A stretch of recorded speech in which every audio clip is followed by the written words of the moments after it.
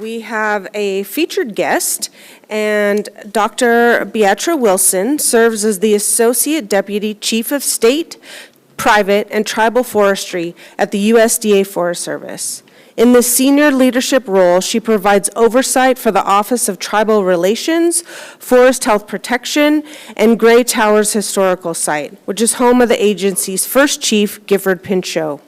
With over 24 years of service, Dr. Wilson has led national and regional conservation cooperative assistance programs, shaping policy, budget partnerships, and strategy for federal and state urban forestry initiatives. She is widely recognized for her skill in stakeholder engagement and her commitment to mentoring and workforce development, helping to cultivate the next generation of conservation leaders. Awesome, thank you, and pleasure to join you all this morning. That was a great bio. I wish I could be in the room. I want to bring you greetings from our new Chief Tom Schultz. As part of our executive leadership team, we are scattered throughout with multiple responsibilities this week, but I didn't want to miss the opportunity to bring greetings on behalf of the Forest Service. We have about 3 additional Forest Service-led presentations throughout the agenda this week, and so I encourage you to continue to engage with our representatives who are there on site, one of which is our amazing Director of Office of Tribal Relations, Reed Robinson. Reed, if you're in the room, wave. Many of you all know Reed. He's a champion for this work. I see his arm in the back.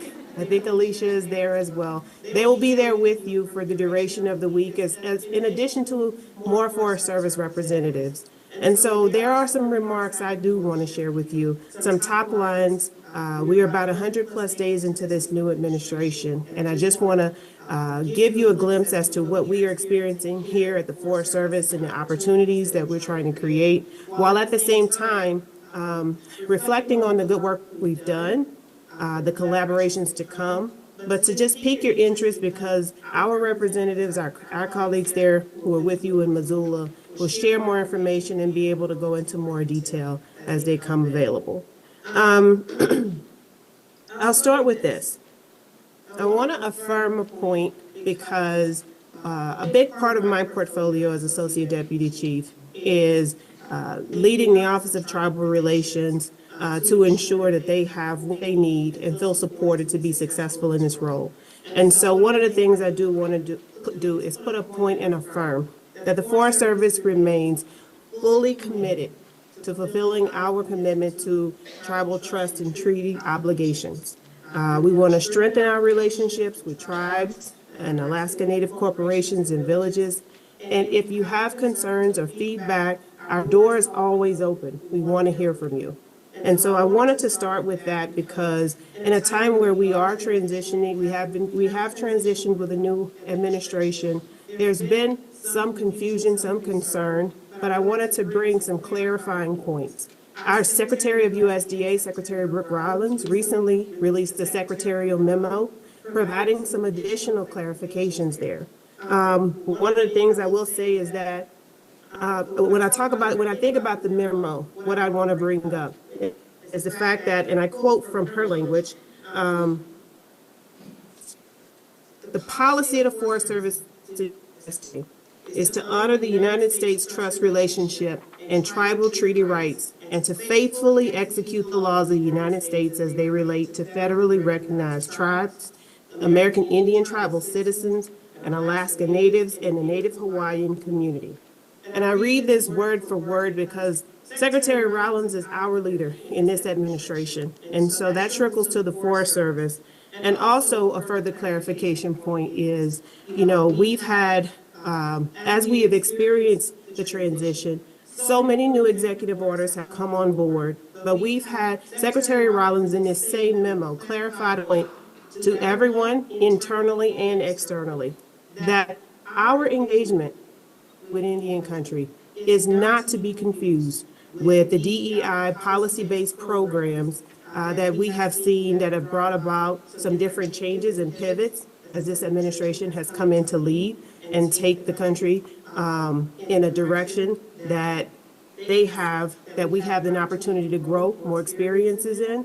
And so we wanted to make sure internally that our own colleagues and programmers, whether we're in the headquarters or in the field, have a clear understanding of how our relationships will operate moving forward. We will continue to grow our partnerships. We're grateful for this opportunity that we have to collaborate with ITC and its members. I know I was invited, well, the chief was invited to talk a little bit about timber, but I do want to share a little bit about the fact that, this partnership is not brand new. This is not an ordinary partnership.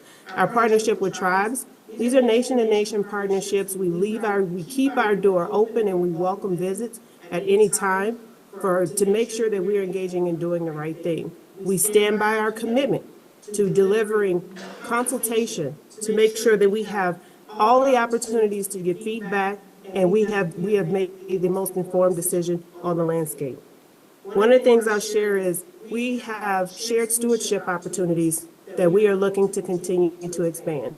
Whether that's through Tribal Forest Protection Act or our Good Neighbor Authority, we're looking to improve the conditions of our forest health, reduce wildfire risk, stabilize economies, create opportunities in rural America, and also make sure there's prosperity for everyone. And that everyone, regardless of where they are on the landscape, has an opportunity to appreciate and enjoy the nation's forests and grasslands and be part of the thriving communities that surround these landscapes.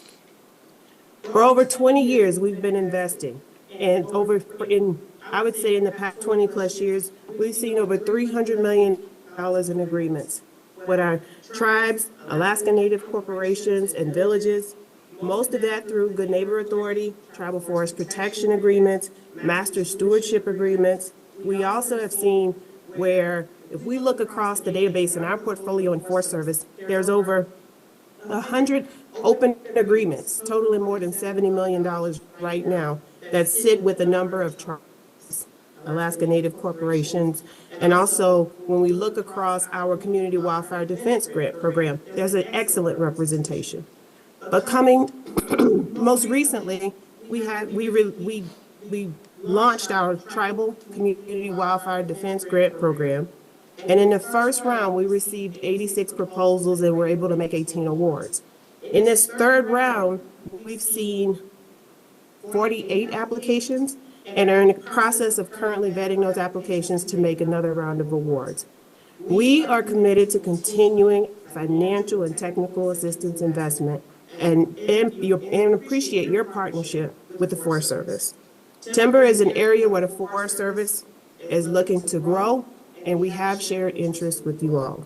President Trump in March signed an executive order, immediate expansion of America's timber production, affirming the value of timber production, which is essential for crucial activities such as construction, energy production, wildfire risk reduction. When we think about this, we think about how we will get this work done. Last week, Secretary Rollins also made another announcement. She announced the Forest Service's new active management strategy. This strategy is going to help us get this work done, and we want you all to be part of it. I printed out a copy for my travel bag because it's quite a unique way. It's a pivot from where we were just in the previous administration, and to make sure that we're completely up to speed and everyone knows what opportunities are available. We've dove into that. I think it was announced on Thursday of last week, if I'm not mistaken. If you have an opportunity, please take a look on USDA.gov or on U.S. Forest Service's website and retrieve that.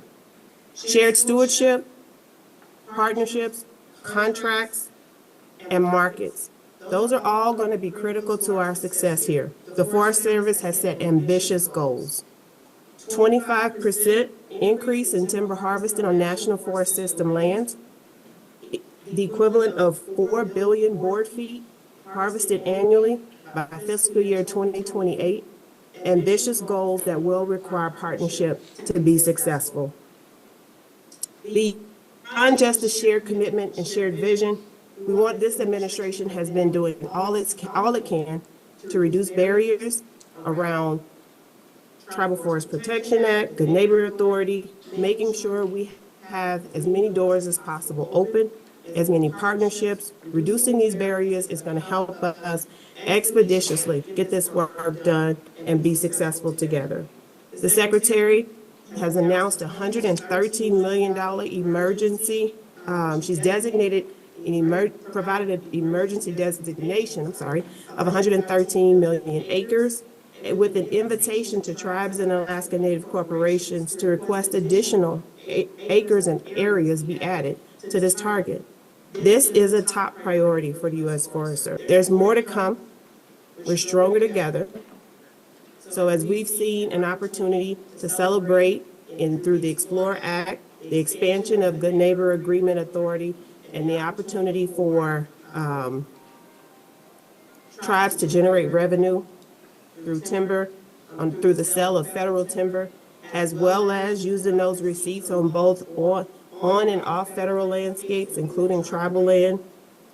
Our newly revised Good Neighbor Authority will allow us to meet fuels reduction targets, and so we have shared interests. We want everyone to benefit from the work that we are doing on the National Forest. And finally, I will say this: we're tracking legislation. We are providing technical assistance on policy. Our deputy chief has delivered several rounds of testimony on legislation that has been introduced that will have an impact on how we get our work done and how we can strengthen our partnership with you all. One of the things we don't want to do is ever take our eye off the ball. We want to take advantage of all the tools and resources that become available to get this work done. We want to deepen these ties, the ties we have with Intertribal Timber Council, as well as the membership. We have our Office of Tribal Relations program is alive and active, and it has an illustrious leader who champions this work and challenges us every day to do better and find more opportunities to be of assistance to everybody. I won't hold you long. I think I heard that I am the one holding you all off from the break, but I did want to drop a few of these executive actions that we've seen at the Forest Service in the room this morning. Like I said, we have colleagues providing presentations throughout the week where they'll go in much deeper detail, PowerPoint presentations, panel presentations, and discussions. But from an executive spread, our chief, we have a new chief. Chief Schultz arrived a couple months ago. And then on top of that, we have our new secretary has released secretarial memos, and we have a suite of executive orders that we are complying with at the Forest Service to ensure that we're successful in partnership and for this new administration. And with that, I'll close, and I invite you to reach out to Reed, Alicia, any representatives there, or even myself. I'm the only Beattra I've ever met, so it's pretty easy to Google me. Thank you, everybody. Enjoy the rest of the symposium.